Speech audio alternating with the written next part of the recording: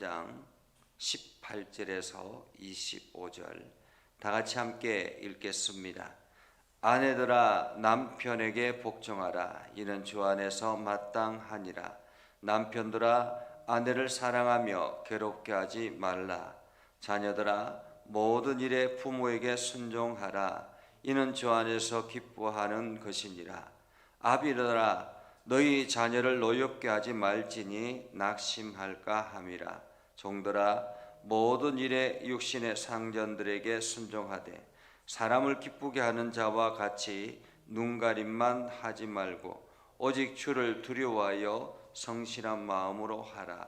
무슨 일을 하든지 마음을 다하여 주께 하듯 하고 사람에게 하듯 하지 말라.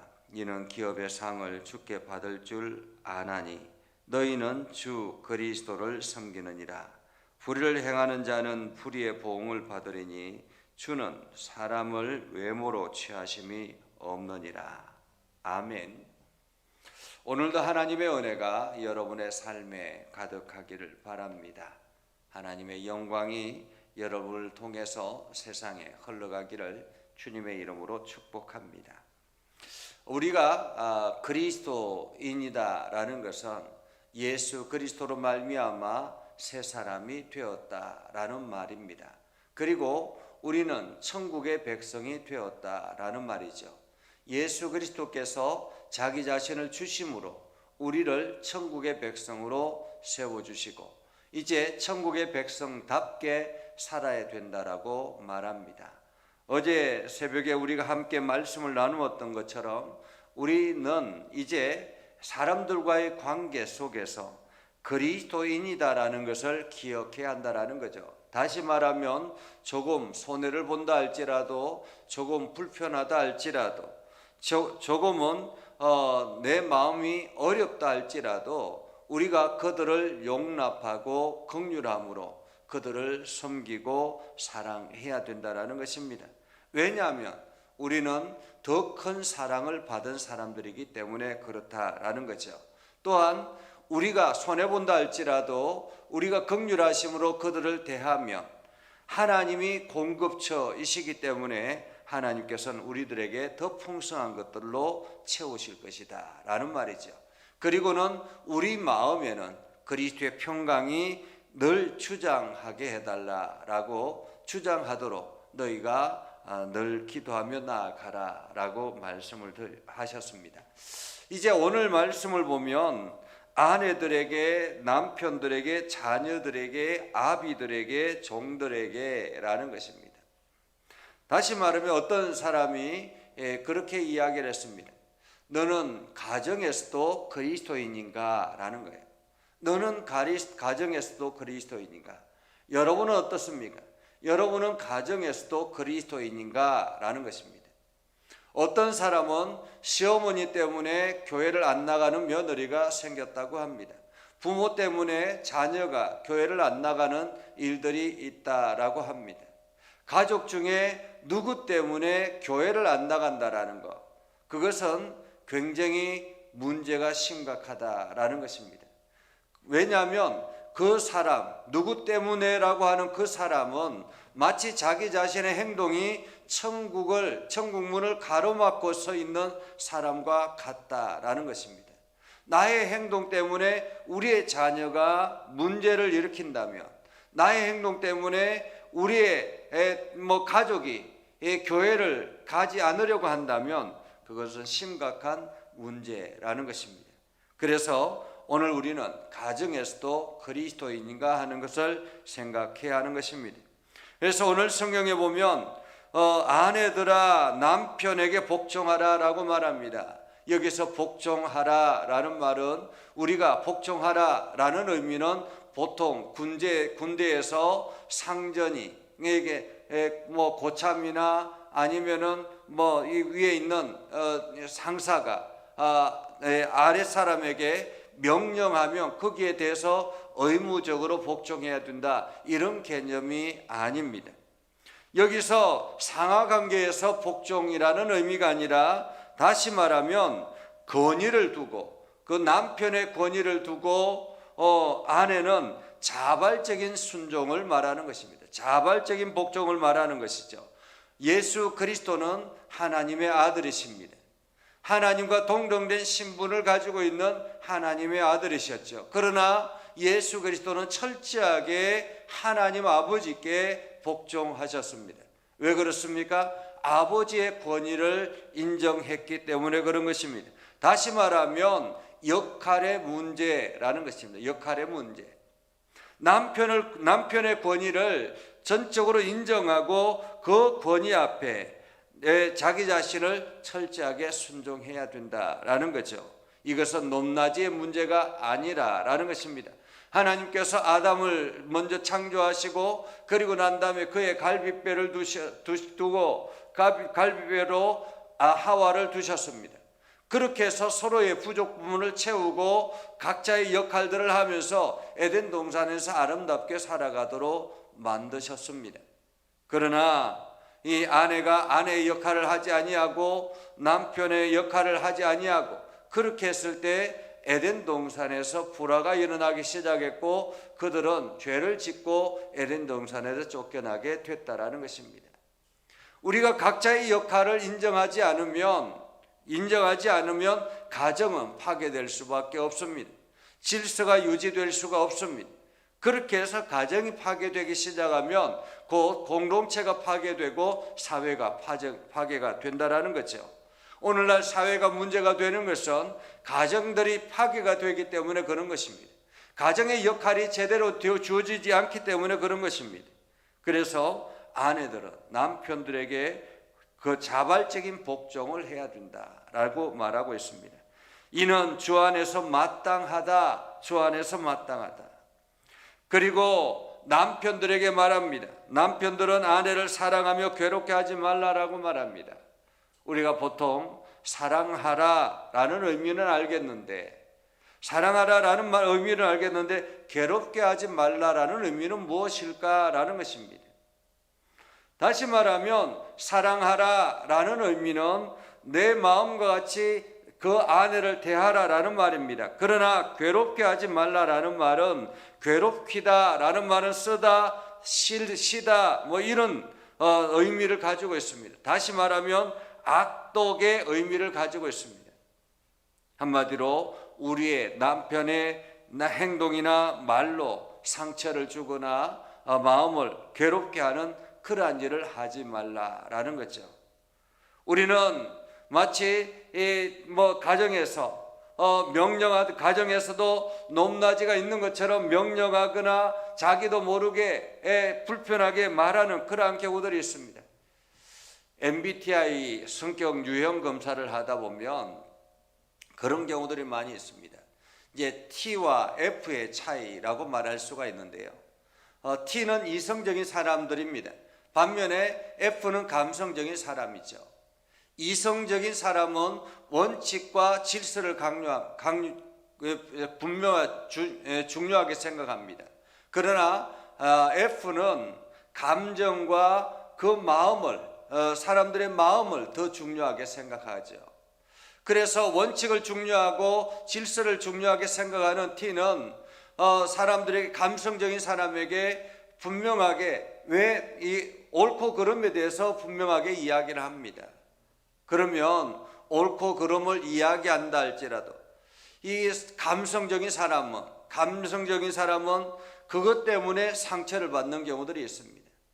그래서 T는 상대방의 마음을 먼저 어루만질 줄 아는 노력이 필요합니다. 반면에 감성적인 사람은 원칙과 질서를 생각하려고 하는 노력이 필요합니다. 그래서 서로 간에 노력이 필요한데 남편과 아내도 그러하다라는 거예요. 남편과 아내도 집에서 가정에서 원칙을 중요하게 강조하고 하다 보면 나름대로 가족들이 상처를 받을 수가 있습니다.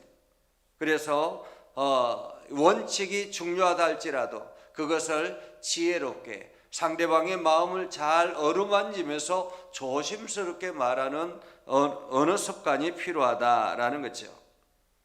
그래서 다음에는 자녀들에게 하는 말입니다. 모든 일에 부모에게 순종하라. 이는 주 안에서 기뻐하는 것이니라 라고 말하죠. 자녀들은 부모에게 순종하라. 여기서 부모의 권위를 인정하고 부모의 품 안에 있음을 알아라라는 것입니다. 부모는 자녀는 부모의 품 안에서 성장해 나갑니다. 그래서 부모의 품 안에 성장하기 때문에 부모를 존중하고 부모의 권위를 인정하고 부모를 사랑하고 존경하는 그러한 마음을 가져야 된다는 거죠. 그리고 아비들은, 여기서 아비라는 말은 부모는 이런 의미입니다. 부모는 너희 자녀를 노엽게 하지 말지니 낙심할까 함이라. 여기서 노엽게 하다라는 말은 분노하게 하다, 마음이 상하게 하다라는 말이거든요.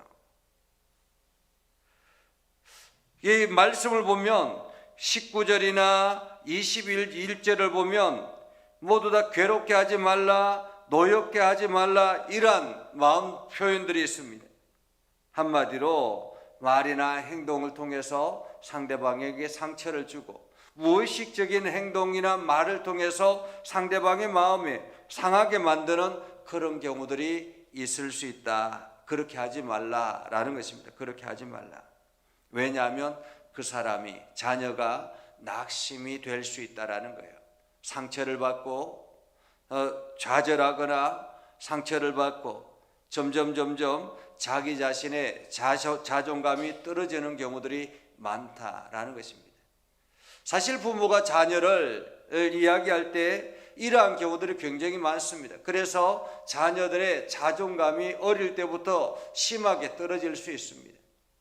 왜냐하면 부모는 오랜 경험을 통해서 쌓아온 경험들이 있습니다. 그러나 자녀들은 그렇지 않죠. 이제 하나하나 배워나가는데 부모의 기준에서 자녀를 보면 모든 것이 다 불안하고 또한 모든 것이 다 부족하죠.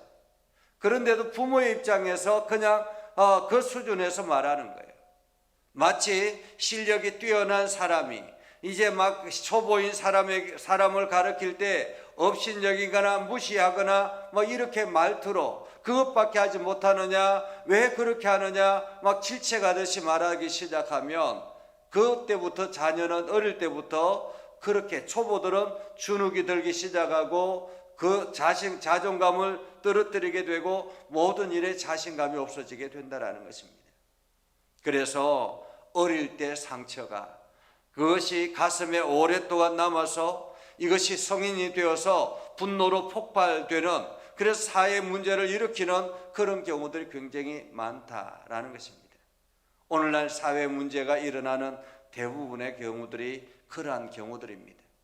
지금 사회 문제를 일으키는 수많은 사람들이 어릴 때에 이렇게 상처를 받고 분노를 그 내면에 잠재하고 있다가 이것을 이제 폭발할 수 있는 힘이 생겨졌다라고 생각하였을 때 그것을 과감하게 사회에 분노로 표현하는 것입니다.